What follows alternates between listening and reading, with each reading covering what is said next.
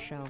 So let me just Thank start. you. Let me just start with the track that we heard, which samples the Jackson Five's "I Want You Back." Tell me what that song meant to you before you used it in Izzo.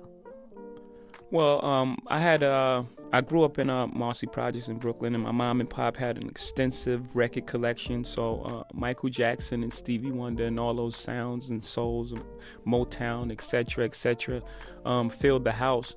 So I was very familiar with the song when Kanye brought me the sample. It was just such an interesting and fresh take on it that I immediately was drawn to it. Now, would you mind if I asked you about Izzo, which I think is one of your nicknames? Yeah. It's like a abbreviation, H to the Izzo, like for Hova is a spelling, and it was like this. I guess it's a form of Pig Latin, this language that we use, like a slang.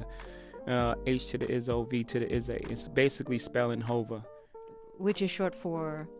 Jehovah, which is a nickname that they gave me because it's like one time I was recording in the studio and I wasn't writing, and one of my friends was like, "Man, this is like, how are you doing that, man? God must really love you. It's like an religious experience, man." And then he was like, "Jehovah," and then it started out as a joke, and then it just stuck.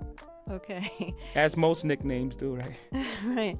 No. In talking about sampling, I'm reminded of something you say in the book that I thought was really interesting. You talk about your parents having a big record collection. Your father left when you were very young, I think when you were 9. And you say that most of your friends' fathers had left. You say our fathers were gone, usually because they just bounced. But we took their old records and used them to build something fresh.